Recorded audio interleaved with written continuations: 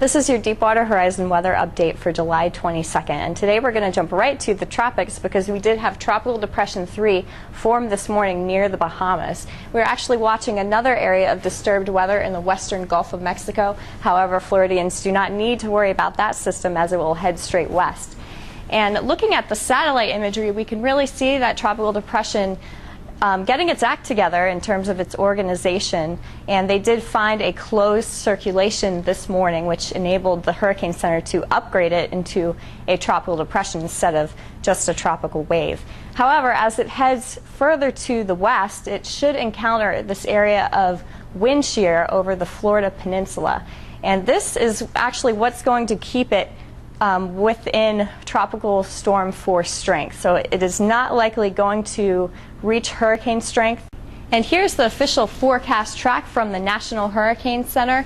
This tropical depression is expected to further push towards the west-northwest over the next couple of days. Tropical storm warnings have been posted for much of South Florida, including the Florida Keys, and the tropical storm possibly may reach the Florida Keys later Friday afternoon and then continue pushing and reach the central Gulf of Mexico near the oil site later Saturday evening. And you can see that most of these forecast models keep the center of the low pressure south of the wellhead and south of the main portion of the oil plume.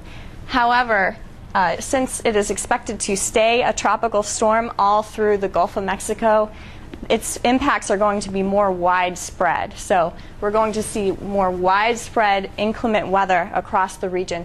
And actually, if the low pressure system tracks right to the south of it, it could actually give us a northerly flow for a certain amount of time.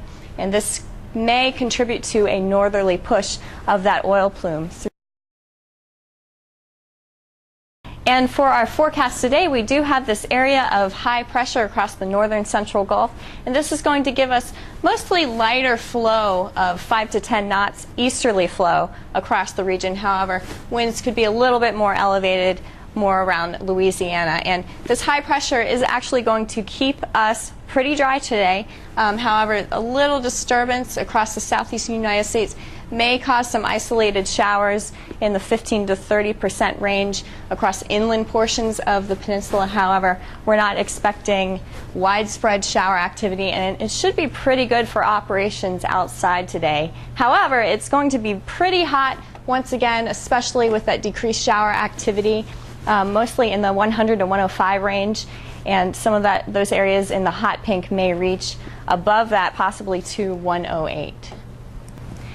The forecast is going to get a little bit tricky as that tropical depression or possibly tropical storm tracks into the Gulf of Mexico, and rain chances are going to be increasing from the south to the north, especially on Friday and Saturday. We can see 60 to 50% chance of rain pushing up. However, areas in the northern Gulf Coast are only going to see about a 20 to 30% chance of showers on Friday. That'll be our break before the storm.